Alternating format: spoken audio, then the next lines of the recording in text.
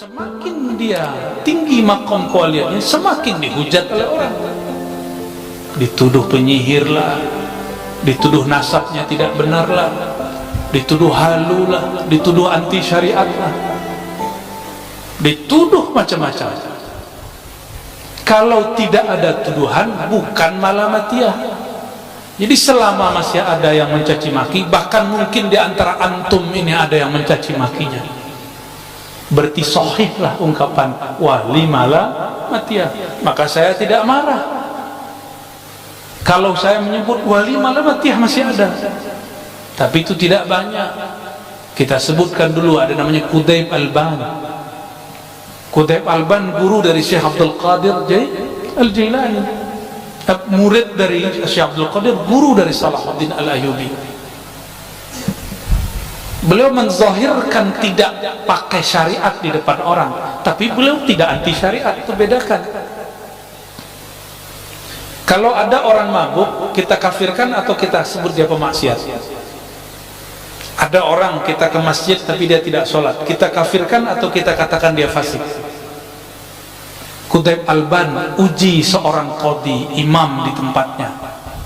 Dia si qadhi masuk masjid, dia tidak sholat, dia di depan masjid.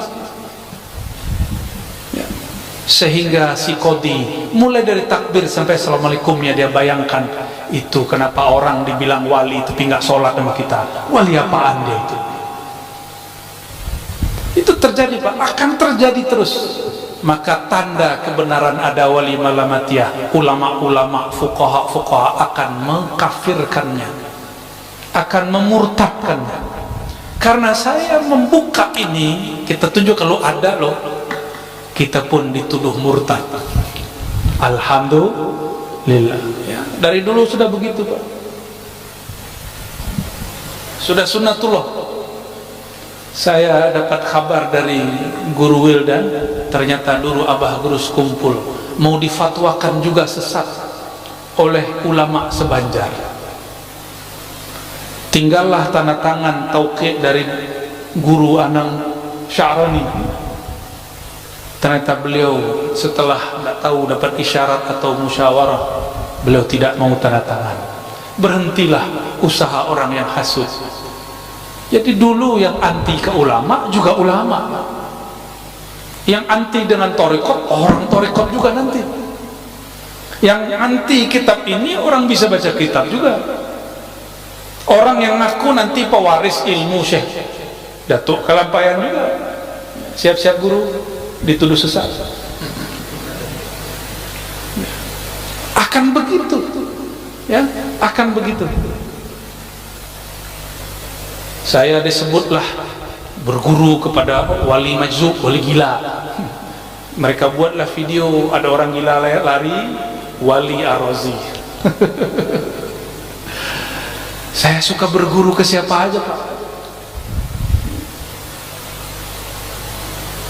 Jangankan ke ulama, ke orang main biliar saya berguru Pak. Mereka bayangannya ulama itu mesti pakai kayak beliau nih ya, kayak sarung, kayak saya maksudnya. Pakai begini, pakai kopiah, pakai serban, itu bayangan orang awam. Sayangnya dia menyandang pakaian ulama, tapi pikirannya masih awam. Yang terbayang sama dia wali itu di tengah hutan. Ya. Akhirnya banyaklah wali-wali baru disadari setelah dia mati. Ini pesan dari Abah Lutfi Al-Habib Lutfi ya, pimpinan Jatman, imamnya Jatman, Sayyidul Mursyidin, sayyidnya para mursyid, Sayyidul Habaib. Apa kata beliau? Kita ini maddah al-kubur. Kita ini pemuji orang yang sudah mati. Udah mati baru diyakini kewaliannya, sudah mati baru percaya dia wali Allah. Waktu hidup dihujat-hujat, waktu hidup dibilang gila. Jangan dikira Datuk Kalampayan dulu masa hidupnya aman-aman. Dia ngalami seperti yang dialami sekarang oleh para masyayikh kita, sama Pak ya. Supaya mudah-mudahan datang jazbahnya Allah. Apa arti jazbah tadi? Tarikan cinta Allah. Itulah sebabnya kenapa orang jazbah senang berteriak lagi zikir Allah, itu jazbah. Disebut juga wujdan, rasa yang wujud di dalam diri lalu dia tertarik. Bahkan dulu masyaikh kami pingsan guru kalau ngaji begini, pingsan ya. Tidak jarang juga yang berteriak. Seingat saya waktu pengajian di mana ada salah satu jamaah kita berteriak Allah ya, tiba-tiba ada isyarat cara menenangkan dia waktu itu ya. Saya begini waktu itu, tapi itu nggak buat Pak, itu begitu aja, nggak bisa diulang lagi ya. Orang itu disebut mengalami jazbah, tapi itu jazbah dalam thariqah masih bisa dijaga.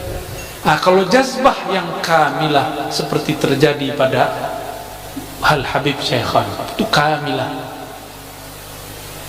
Orang-orang begitu hukumnya dihukumi seperti orang mabuk cinta kepada Allah. Kita nggak boleh menghukuminya dengan hukum syariat seperti biasa.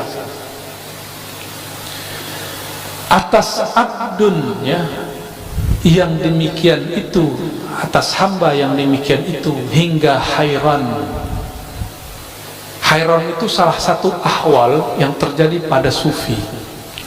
Imam Ibn Arabi awal menulis kitab Al-Futuhat Al-Makkiyah memulainya dengan bab hayran. Bab hayran itu seperti ini: kita kalau sholat, jika tidak diizinkan Allah, dapatkah, mampukah kita sholat? Enggak ya. Makanya ketika ada hayya 'alas shalah, jawabannya berarti tidak sanggup aku ruku dan sujud kecuali dengan izin Allah. Oke? Saya sujud, saya ruku, kita sholat, kita ibadah, semuanya dengan haul dan kuwah. Kuwah siapa? Allah. Berarti yang menyembah siapa? Siapa yang menyembah? Saya ruku karena Allah kasih kuwah dan haul. Saya sujud, saya baca takbir karena Allah mengizinkan membantu. Allahumma a'inni ala dzikrika, ya Allah bantu aku menyebut namamu. Ketika seorang hamba mengatakan Allahu Akbar, Allah sedang membantu lisan dan kolbunya membaca takbir. Maka siapakah saat itu yang menyembah? Jika dikatakan hamba menyembah dengan kekuatan dia, kekuatan Allah. Jika dikatakan Allah yang menyembah, apalagi masa Allah menyembah? Kan Allah tidak terhukumi syariat. Allah itu syari', bukan mukallaf. Ini namanya hayran.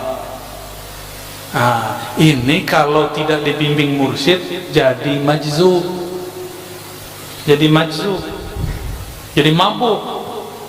Maka jangan heran jika ada orang belajar thariqah kemudian terlihat seperti hayran, setengah-setengah gila. Dia bukan gila, dia sedang mabuk bersama Allah Subhanahu wa ta'ala. Jadi kalau ada melihat orang gila Pak, husnuzon aja ya.